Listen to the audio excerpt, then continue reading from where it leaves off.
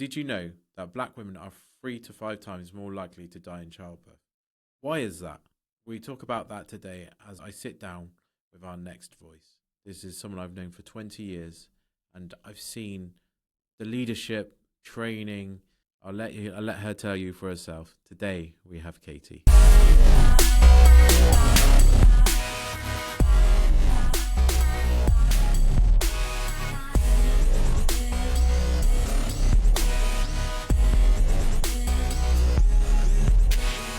Thank you, everybody. Welcome to Neuro Voices. Everyone has a voice, and in our third edition of the podcast, change makers, people who are making a major difference in the world. But if you just tell us a bit about yourself and the people at home, so they know about you, Katie. Thank you, Amar. So my name's Katie Donovan-Adekanmbi. I'm an inclusion and cohesion specialist. I have been working in this arena for the last 15 years. I started my career stomping the concrete, literally, working with people and groups and community around building capacity and asset and voice. And I went on to manage teams across the local authority, so teams of like community development workers, health champions, etc. And just continually got called into the social justice conversation. Yeah. And it was really an accident because I love the subject matter. But I was good at it. So it just come up me like a bit of a tsunami in the workplace. And but I decided quite quickly and realized quite quickly that if you want to work with people that have power and can make change, this is generalization, but they tend not to be in the community during a working day. Okay. You can work with young people and they're at school and, there are activists of the future.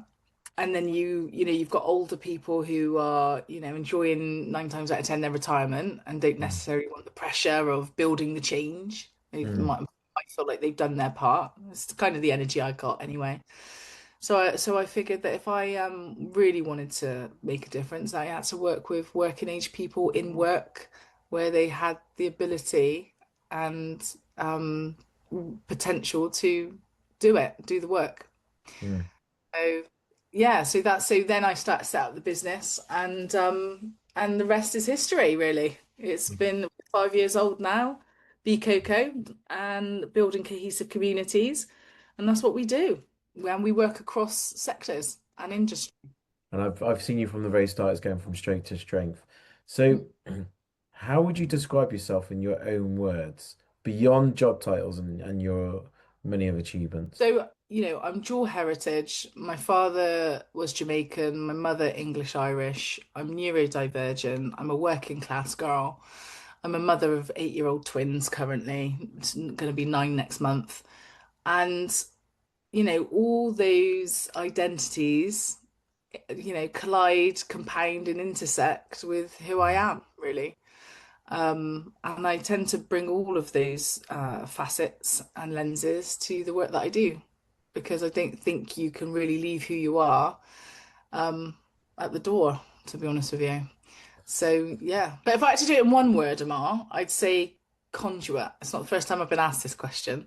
Okay. And I just feel like, for me, the idea of my dual heritage and straddling different cultures and navigating different cultures, obviously marrying into Nigerian culture also, I've developed a set of skills. Okay. So you speak powerfully about system change and inclusion. When did this become more of your mission rather than just a job?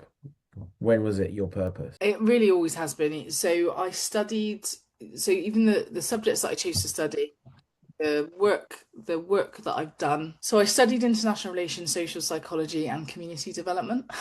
And when I think about that now, 20 years on, it cracks me up a little bit because of my neurodiversity and the way that my mind works, I literally had to do the macro, into the micro. Yeah. How does social Can you explain that to a bit for the people at home that might not understand the micro and macro? Yeah, like so we're studying international relations is literally studying world history Mm. and world politics and dynamics between countries, ranging from economics to hostility and war. Mm. So, so understanding um, the macro picture, and to bring into that, I've got a migration story. My father migrated to the UK from Jamaica. My mother's father migrated to the UK from Ireland. So I wanted to understand why and how all Mm. that, happened. And then, to fast forward to current time at a community development level, why is it that we see the dynamics we do, the demographics we do, the health inequities, the disparities that we do today, Yeah, our communities, in our schools, in our organizations. 100%. Yeah, but that's again, it's a very, very dyslexic trait to think in that macro sense before you can make sense of how things manifest in the I, micro. I think one of the main traits, or not one of the main traits, but one of the a lot of people who are dyslexic usually find is they're able to think in a different way, and that different way allows you to think. I call it 4D thinking or 5D thinking, because most average people would think like 2D or 3D, but people who are dyslexic are able to think in different ways that people could never attain without maybe using AI now. They have to use AI to get to that level. So this leads on right onto my next question. You said you shared you're dyslexic. How's this shaped you? Um, and how's this helped you be the communicator that you are? Well, so when I was younger, it wasn't fun actually. So in my school days, and I'd say probably the 25 and under, Hmm. a lot of stigma around dyslexia. I remember being in school and So how was as a school for you specifically? Because this is really important for a lot of people that we have found with dyslexics. Generally, school has not been very good for them. So no, it felt can it you could. share some of your stories on how you survived and how you I got think through? there was a lot of assumptions put up on me, or a lot of limitations and barriers put up on me because of my learning style. Because I wasn't conventionally academic, I always use the round hole square peg analogy. Hmm. When you're in academia, there's a certain way in which they expect you to learn. Whereas I don't learn that like that. I'll tell you a story. My mum used to say, I used to bring homework back Yeah. and I'd do it in my way. Okay, so Kate's way. I'd do my homework in a way that made sense to me and that I understood. And then I'd change it, okay, Hmm. my teachers.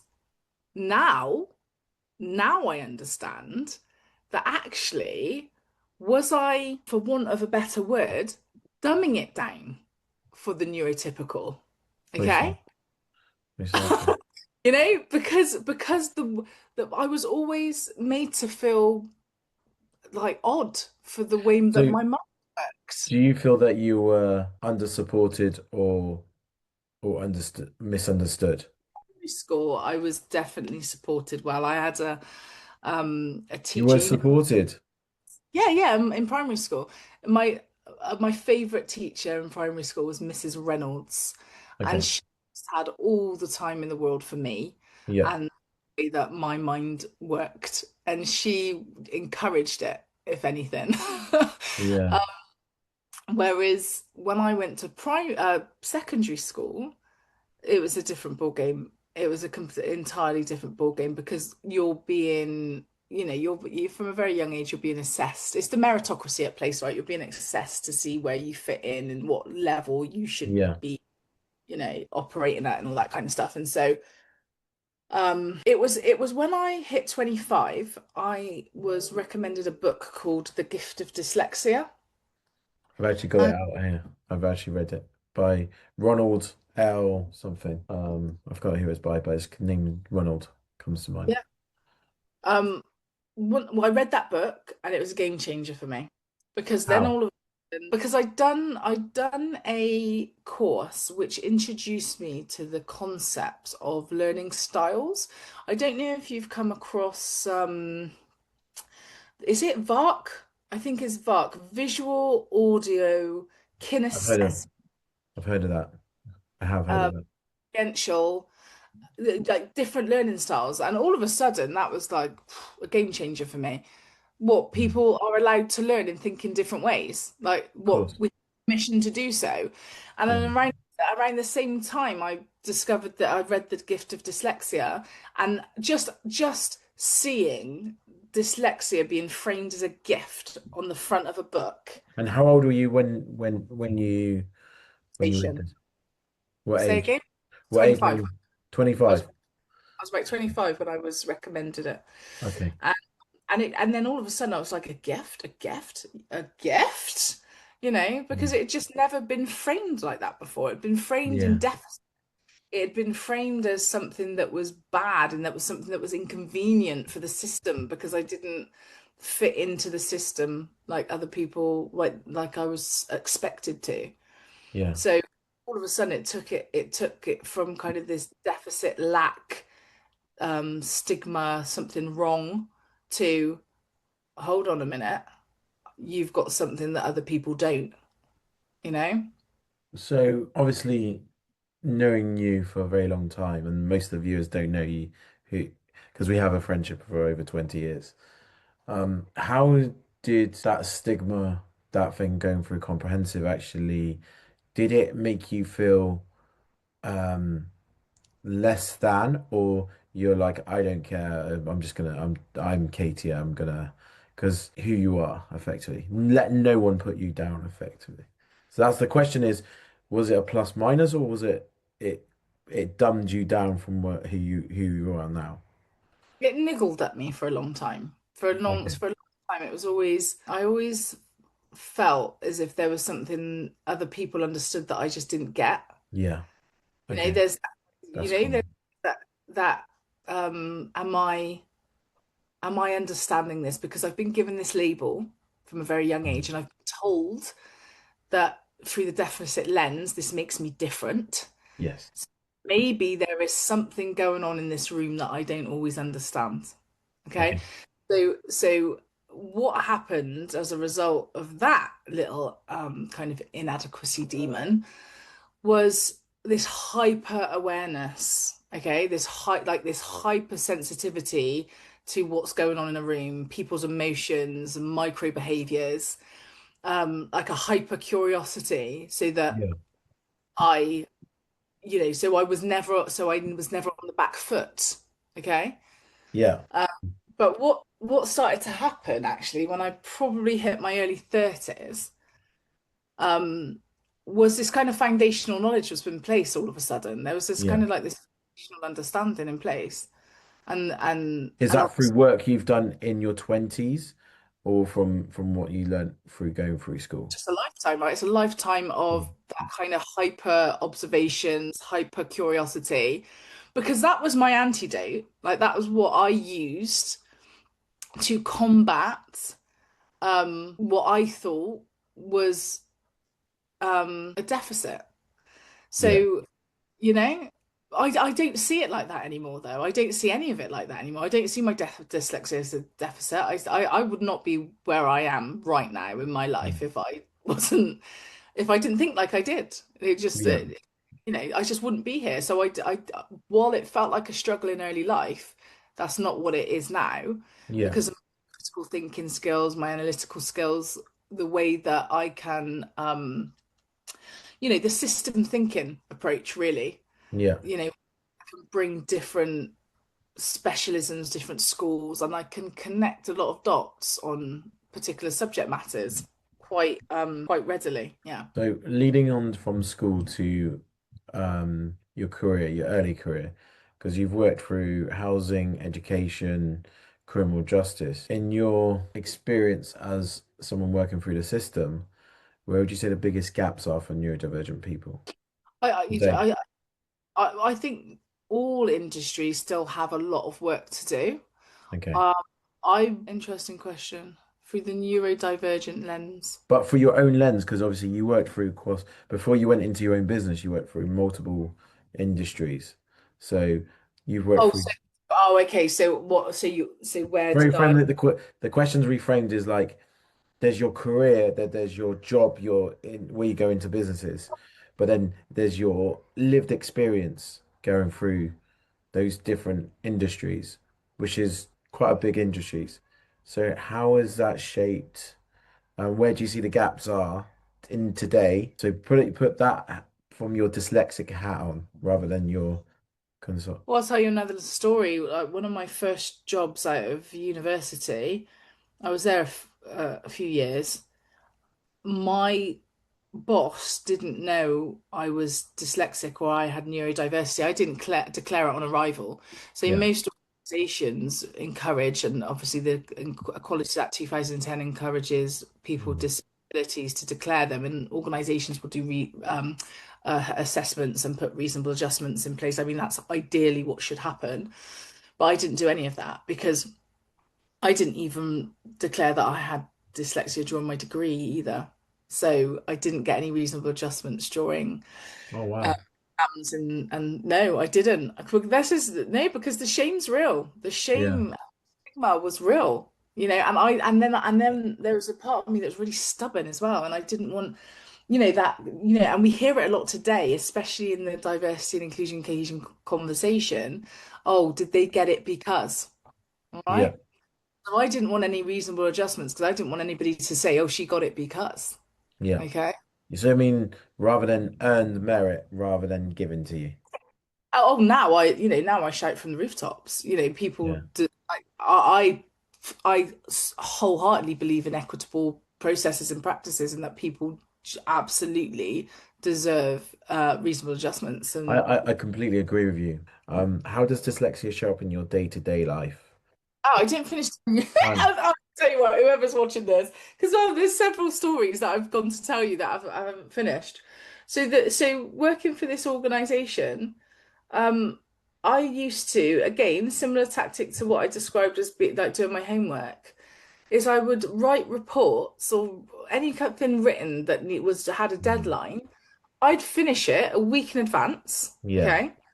So that I could go back to it. If I give myself 3 or 4 days away from it, I can go back to it with fresh eyes where I will actually pick up on my dyslexic errors, if you like. So if D's and B's or sevens were back to Yeah. front, or spelling words wrong, I would literally, if I go back 3 or 4 days later, I'd see it with brand new fresh eyes. I could correct all of that and Yeah. then it. But unless I give myself that time and grace, Yeah. I wouldn't see it.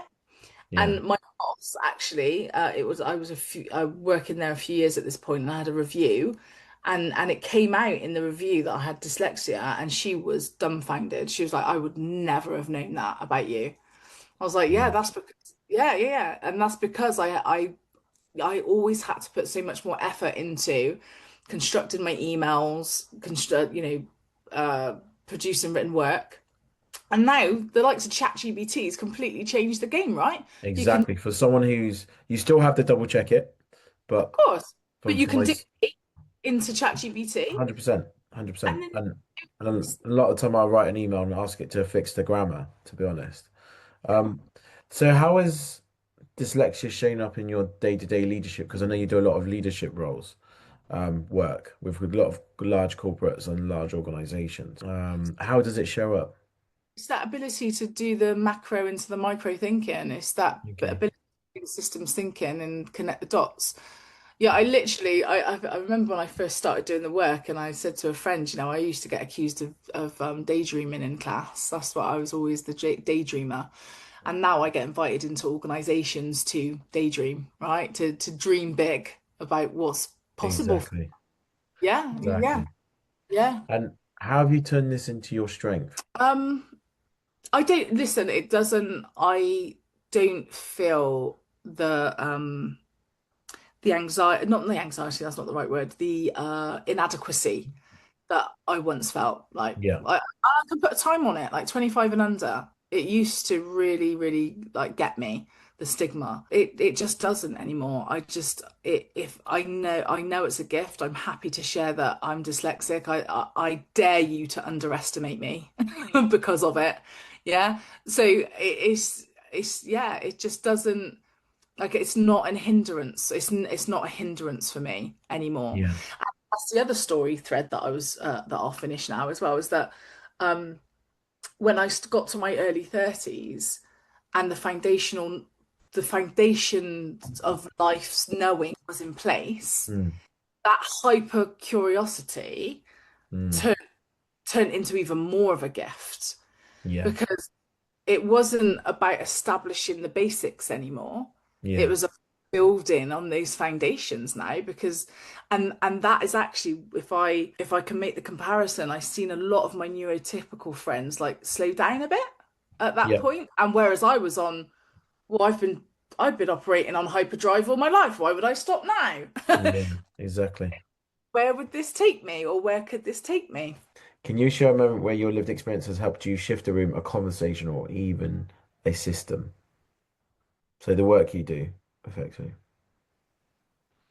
I can give you two examples that have happened in the last 48 hours, Go ahead. literally. Tell people at home.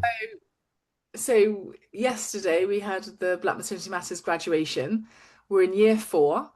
The work is thriving. In year one, we did one cohort of 20. Mm. This year we've delivered over 10 cohorts, and next Wow. year we've got six booked in already, and the year Wow. hasn't even, like, the work itself is thriving.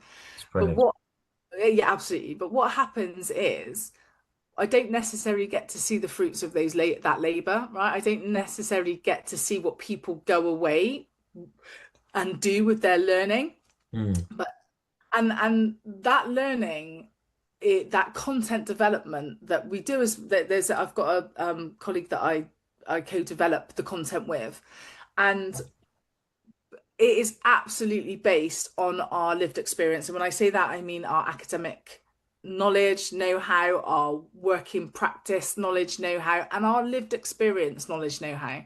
That's what we bring into the room. That's what we give to our Yeah. participants, right?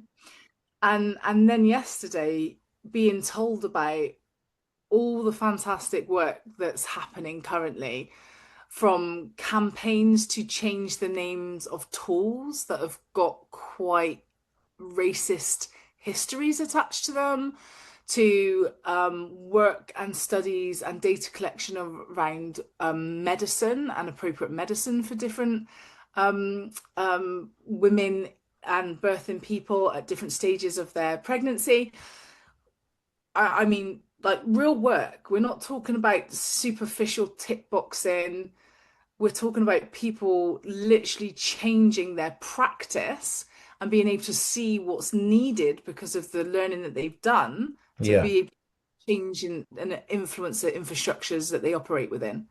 Okay. This morning, I went to a conference. Well, it was a short summit, if you like, and there was a person on the panel that we worked with. My organization worked with 4 years ago on a big inclusion program for their entire organization. Wow. And this person was brought in on the panel as a kind of thought leader in the space to represent their organization, talk about inclusion and how they're doing it. And honestly, my heart was just swollen, because this person's what they were saying, what they were describing, is what their organization does, and the values and principles under which their organizations operate, from transparent pay scales for people in the same roles to avoid competition, Okay. policies, procedures, infrastructure to influence a real inclusive culture, was just incredible. And so I had a bit of a pride moment of, and I know where they were 4 years ago, I know where they are now, and it's been an incredible journey since. But just to know that we were a part of that journey and influence that somewhat is pretty cool. No, that's is like a testament to your work. Somebody when you 4 years ago, is now the champion of what you basically two Yeah, of them. So precisely that. that's positive.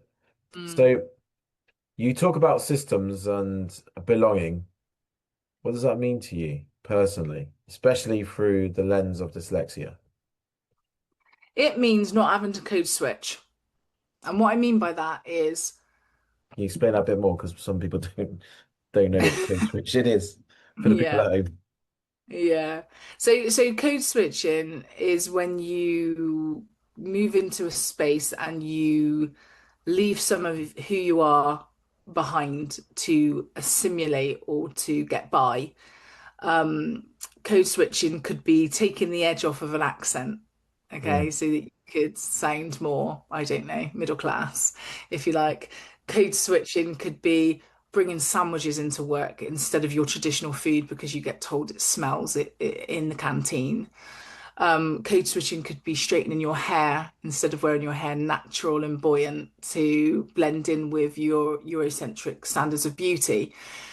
It could be not wearing religious symbols. It could be not wearing your traditional clothing. Code switching comes in lots of different shapes and sizes, but essentially what it means is that you are attempting to blend in with the majority in a space. That's my understanding of it anyway. And I'm not very good at that. And I know that our friend in our friendship, you've always perceived that as just confidence, that kind of showing up as me in all spaces, regardless. But it's because I can't code switch, and that's part of my neurodiversity, is that mm. I I can't and I don't want to either because it's cognitively exhausting to Okay. have to do that. And I Okay. think I yeah, I the code switching piece is probably yeah, the answer. Okay.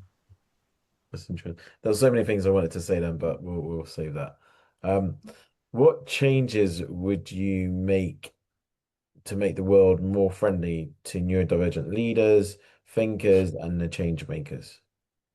What changes would you make? So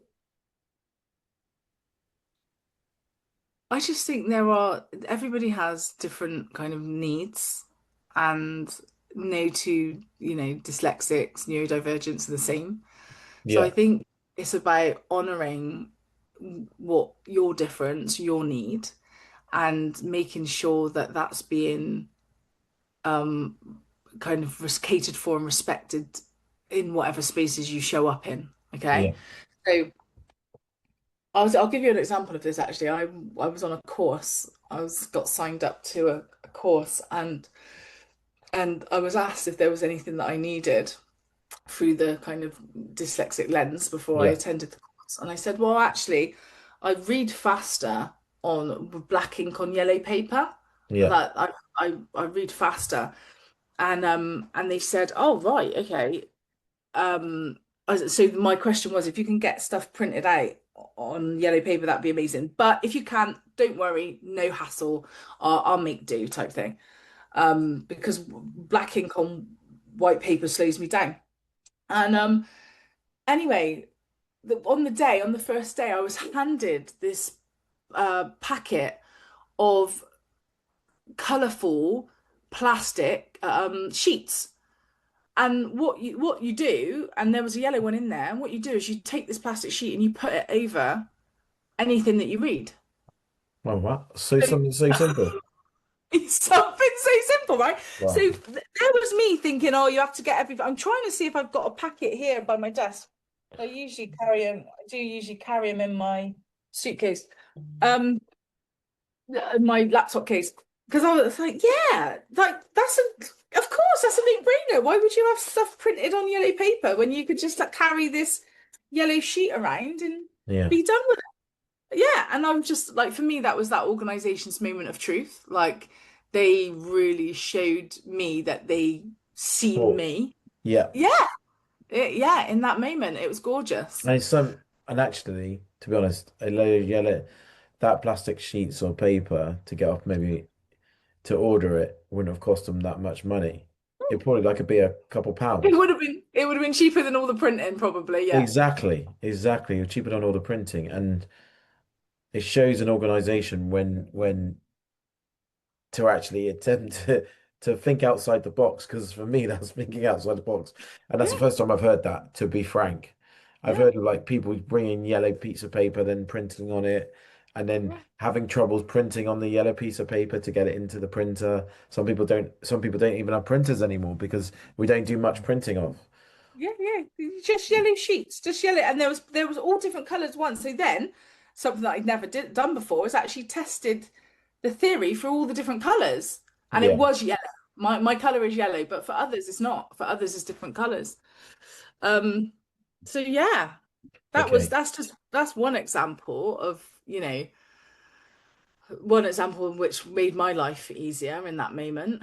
But Definitely. as you can hear, like my backstory goes that I've had to do a lot in a very neurotypical way and then Mm. transfer it into my no, the other way around. Do a lot in my neurodivergent way and then Yeah. transfer it into neurotypical understanding. So it's Cool. like I'm operating on these two frequencies a lot, you know? Definitely. So finally, because I know we've both got a hard stop at 3, what's your final message would you offer a young person who's dyslexic, who feels that they don't fit in the system? I think like time is really important in this conversation because I think I've referenced the kind of mid-20s point a lot because Yeah. there is a lot going on for a young person, right? There is just basic fundamental understanding, comprehension building, hormones, puberty, like, first experiences up, fill in the blanks. So you're navigating all those things in early life as well as your neurodiversity. And in Yeah. my case, as well as my womanhood, as well as my dual heritage, you're navigating all these things and trying to understand all those things. Yeah. But time moves it on. Okay. I said time moves it on to the point where, like I said to you, I I got to a place with my dyslexia where there were so many, I'd put so many adjustments in place for myself to check and balance myself. Mm. You wouldn't be able to tell that I was, Yeah. but the work that got put into that was a lot. Yeah. I think the message is you're you're perfect just the way you are, and Cool. you're gifted, Yeah. and find spaces where you can be your authentic self and allow your neurodivergent gifts to thrive. Okay. And on that note, Katie, it's been a pleasure. And for everybody at home, I hope you've taken these gems that Katie's given you. How do people find you and Yeah. search Uh, out for you? yeah, I'm on LinkedIn. That's where we do a lot of promotion through BCoco. LinkedIn, for everybody at home, LinkedIn, if you thought leadership, anything new inclusion, she's the person you need to speak to. And that was Katie, the leader, the change maker, dyslexic founder.